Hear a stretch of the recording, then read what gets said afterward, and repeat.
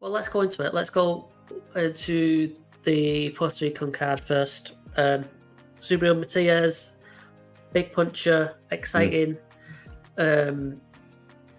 Yeah, just give us some thoughts on this one, Alex, against Liam Paro. What do you make of it?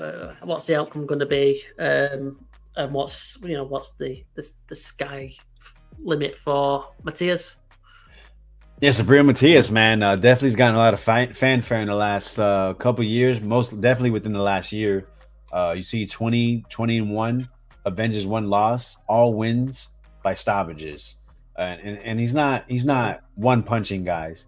He's literally beating them down into submission. Yeah. Look, RTD, RTD, RTD. Referee, they're retiring. You see the ring doctor, corner stoppage. I mean, these guys are just saying, please, no more. Subriel beats you down. Once he gets a hold of you, he doesn't let go. We've seen it, right? Guys get off. They're looking nice. They're punching on him a little bit. You're thinking like, oh, okay. And then, one of my favorite sayings, man, it's make it, take it out there. Once he gets the ball and makes it, you're never getting the ball back. So it's interesting to see, once again, another undefeated fighter, a guy not really well known, but a guy that actually well known in Vegas, is been with Devin Haney in a lot of camps. A guy, he went over back to Australia to fight a fellow undefeated fighter, knocked him out in one, goes and fights Montana Love, drops and stops him. This is a guy that has been on the rise. Like I said, a lot of people have a lot of good things to say in sparring. This is no longer sparring. We're going to be in 8-ounce gloves versus the guy that beats you down to submission. Southpaw, a guy that is very solid. Liam Paro is very solid in most departments. And enough said about Subriel. So interesting matchup.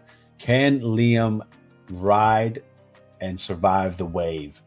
It's a big question. I think Liam has the tools to do it, but it's really, does he have the stamina, the endurance, the punch resistance to do it? It's unknown. So you have to favor Subriel, but it is a hometown fight. It's a lot of pressure. Just signed the Matchroom. Okay. A lot of hype with him now. The landscape has changed for him. He has the potential to be, Puerto Rico's next star, along with Xander Zayas, Edgar Berlanga. And now everything's in place for him to do it. Now is the time to perform. He's no longer under the radar. Yeah. It's hard to predict what's going to happen. I think an upset's not outside the question, but I think smart money, you have to go Subriel stoppage, just because he seems to be fighting guys at this level and forcing the stoppage. Yeah, that's what seems to happen. There's a lot of excitement for Matias, especially after his last victory. I think it was. We put a video out there after we covered it in our stream, and it just blew up. It had thousands and thousands of views. It had a lot of comments. A lot of people weren't very happy with you, Alex, if you recall. But yeah, Matias looks like he's. If he's now with Matchroom, they're good at hyping fighters and getting exposure and stuff. So, they're going to give him a platform where he should succeed.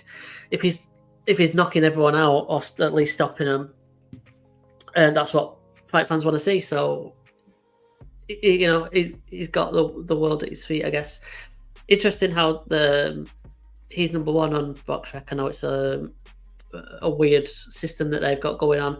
Haney obviously got beat, so I guess he's dropped down off there, and Lopez is below him as well. It's it's an interesting. That's bullshit.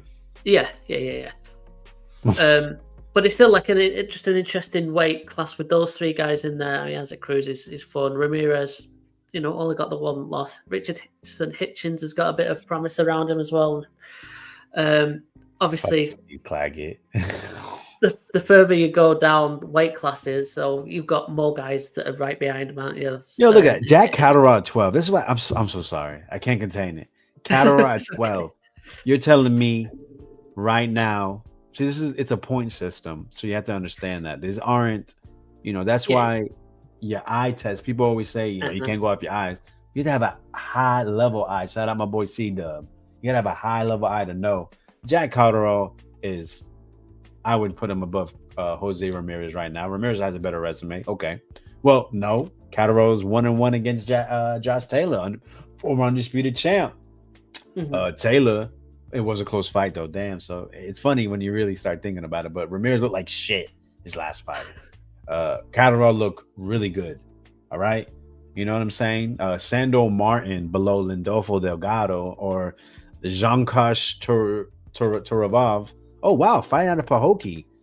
That's really interesting. So Pahokee is a very, very small town about 50 minutes west of me. Okay. They're actually known for bare knuckles. That's their big. Now I gotta write that name down. But yeah, we got to see the. I'm all over the place. I'm so sorry. But yeah, BoxRec rankings. They're pieces of shit to me. That's all. Yeah, I tell you what, we'll go. I like this one. I like the TBRB, which is the writers, boxing writers. But BoxRec, you get to look at the resumes, who they fought, all the information. Exactly. We're only using it as an indicator. So, a little better. Devin Haney's 1 loss is to a guy that missed weight and failed a drug test. I think that's ridiculous to put him below Subriel, but it is what it is. This is much better rankings. Wow, Sean McComb. That's so funny. He lost he didn't get beaten to Barbosa, but everyone that watched that fight felt McComb won. Shout out to TRB. The eye. See how important that is? Sean McComb was better than Barbosa. A lot of time being spent on this. I'm sorry, but it's worth the time because don't go off of what you read, guys. Watch the fights. Take the time to take a look and actually do a little bit of research before you just go ahead and say this guy is ranked number 2 on BoxRec. It don't mean shit. Yeah, I actually only bring up the rankings just to get a picture of the actual division rather than the landscape essentially. But then again, a lot of I think they only have, if someone's not fought in a year, then labeled as inactive, so you still don't get the full landscape. Out of here. Fucking annoying. Fight. Anyway. Let's move things along. That was Matias. Anything else on this one worth talking about? No. Let's continue.